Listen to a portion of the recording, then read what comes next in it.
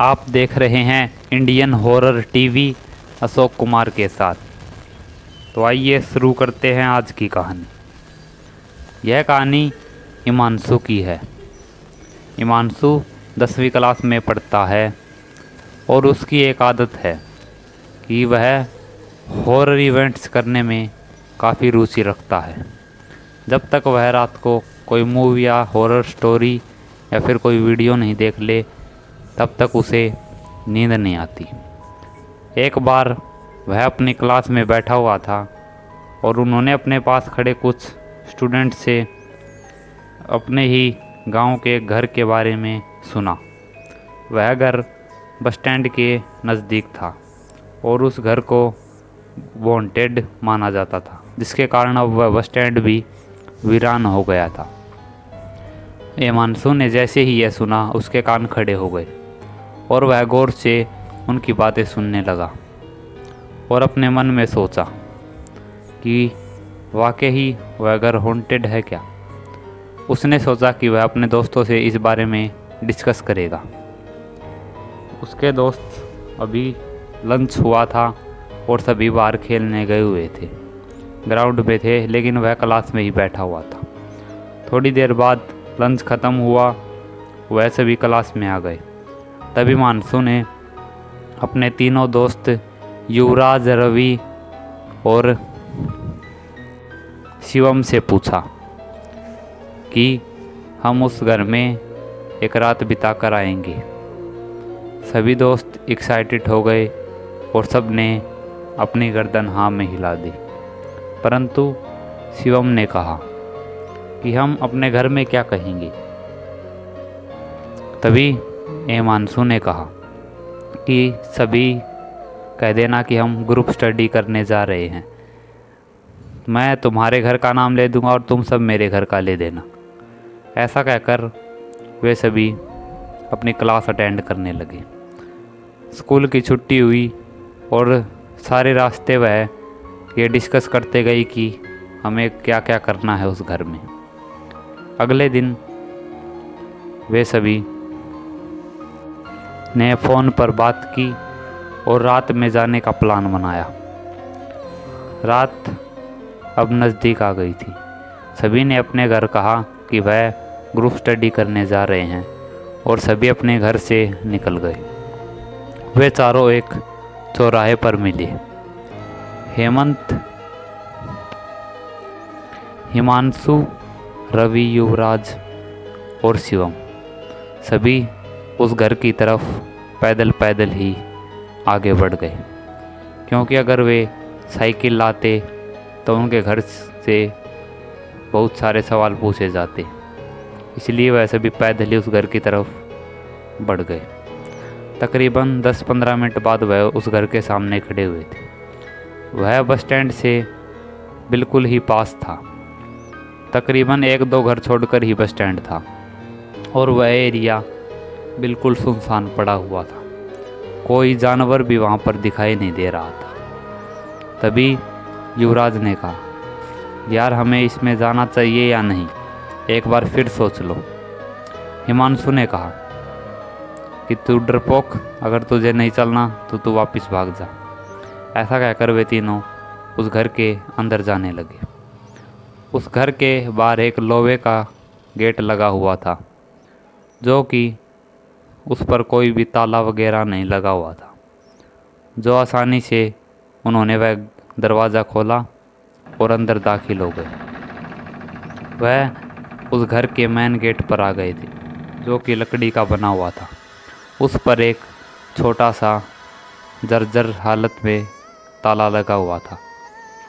हिमांशु ने पास में ही पड़ा एक पत्थर उठाया और 3-4 बार उस ताले पर मारा और वह ताला टूट गया।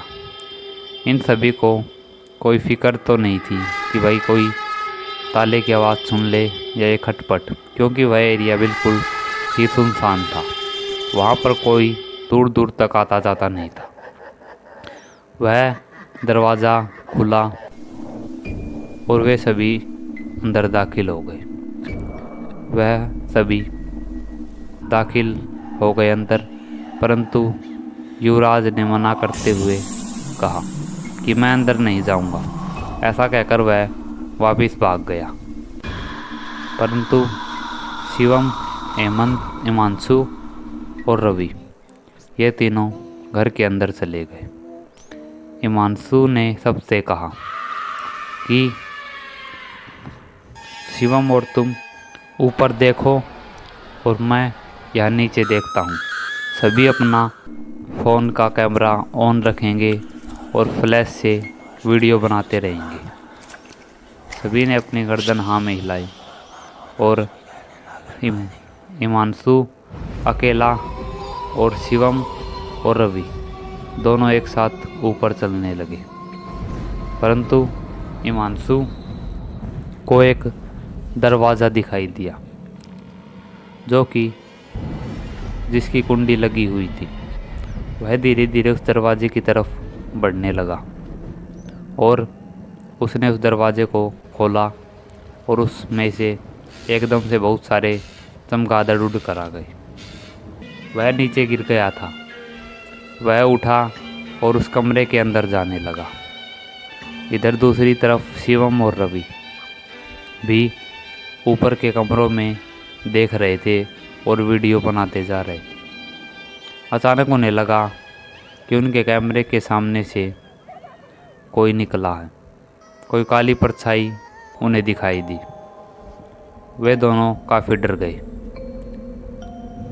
फिर वह और आगे बढ़ने लगे। तभी उन्हें लगा कि उनके पीछे से कोई गुजरा है। वह झट से पीछे मुड़े परंतु वहाँ पर कोई नहीं था। अचानक किसी ने उन्हें धक्का दिया और वे मुंह के बल नीचे गिर गए। वे दोनों वहाँ से भागने लगे और सीढ़ियों से नीचे आ गए। इधर दूसरी तरफ हिमांशु उस कमरे के अंदर दाखिल हो गया था और उसका दरवाज़ा अब बंद हो गया था। हिमांशु अंदर अपने फ़ोन की फ्लैश से लाइट मारता हुआ देख रहा था। वह कमरा बिल्कुल खाली था। बस उसमें एक बेड और एक टेबल लैंप रखा हुआ था और वह बिल्कुल खाली था। अचानक हिमांशु को बेड के नीचे से कुछ महसूस हुआ। उसने गौर से देखा तो दो लाल सी आँखें बेड के नीचे से उसे घूर रही थी। वह यह देखकर डर गया और जब उस तरफ अपना फ़ोन का फ्लैश मारा तो देखा कि अब वहाँ पर कोई नहीं था। अचानक उसे लगा कि उसके पीछे से कोई गुजरा है। वह झट से पीछे मुड़ा परंतु वहाँ पर कोई भी नहीं था। यह बहुत डर गया था और अब हिमांशु के हाथ पांव कांपने लग गए थे। वह जैसे ही फिर से आगे देखा कि अचानक एक औरत जिसके बाल बिखरे हुए थे उसके चेहरे के सामने अचानक से आ गई। वह यह देखकर चिल्लाया और पीछे की तरफ गिर गया। परंतु जब उसने ऊपर की तरफ देखा तब वहाँ पर कोई नहीं था। हिमांशु के अब पसीने छूटने लग गए थे। उन्होंने अपना फ़ोन निकाला और रवि और शिवम को फ़ोन कर दिया। शिवम ने फ़ोन उठाया और कहा, हिमांशु जल्दी से इस घर से बाहर आ जाओ। हेमंत ने डरते डरते कहा कि क्या हो गया। उन्होंने कुछ नहीं कहा और कहा कि हम तो घर के बाहर जा चुके हैं, तुम भी जल्दी आ जाओ। यह सुनकर हेमंत तो बिल्कुल ही डर गया था कि वह घर में अकेला है। वह झट से उठा और दरवाजे को खोलने की कोशिश करने लगा परंतु दरवाज़ा खुला नहीं। उसने जब पीछे मुड़कर देखा तो वह औरत बेड पर बैठी हुई उसे ही देखे जा रही थी। हेमंत के पांव तले से तो ज़मीन ही खिसक गई थी। वह लड़खड़ाते हुए हाथ पांव कांपने लगे उसके और उसने एक ज़ोर का झटके से उस दरवाजे को खोल दिया और वह जितना हो सके उतनी तेज़ी से भागने लगा और किसी तरह उस दरवाजे से बाहर निकल गया। वह उस हवेली के बाहर आ गया था। सामने शिवम और रवि भी डरी हुई हालत में खड़े हुए थे। वह तीनों बिना कुछ बोले ही वहाँ से भागने लगे और उस हवेली से काफ़ी दूर आ गए थे। तीनों की सांसें थमी हुई सी लग रही थी। उन्होंने अपनी सांस बटोरी और एक दूसरे से कहा कि तुमने भी वही देखा जो मैंने देखा। तभी शिवम ने कहा, हाँ, हमने भी एक साया देखा था और किसी ने हमें ज़ोर से धक्का दिया और हम मुंह के बल नीचे गिर गए। और हिमांशु ने उनसे कहा कि मैंने भी एक औरत को देखा था जो मुझे ही घूरे जा रही थी। वह सभी अपने अपने घर आगे बढ़ गए। अगले दिन हिमांशु को बहुत तेज़ बुखार आ गया था। तकरीबन 15 दिन बाद हिमांशु बिल्कुल नॉर्मल हुआ और तब तक वह स्कूल नहीं गया। 16वें दिन वह अपने स्कूल में गया और सभी दोस्त लंच में मिले। उन्होंने कहा कि अपने पेरेंट्स से इस बारे में कोई भी बात नहीं करेगा, वरना हमारा घर से निकलना ही बंद हो जाएगा।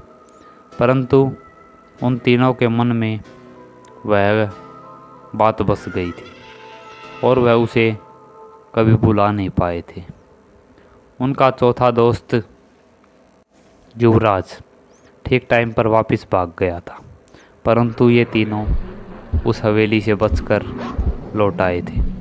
यह बड़ी खुशी की बात थी इन तीनों के लिए। तो दोस्तों, आज की कहानी में बस इतना ही। आप देख रहे थे Indian horror TV Ashok Kumar के साथ। वीडियोस को लाइक, शेयर और कमेंट कीजिए और चैनल को सब्सक्राइब कीजिए। जल्दी मिलते हैं एक और डरावनी और खौफनाक कहानी के साथ। तब तक के लिए देखते रहिए इंडियन हॉरर टीवी।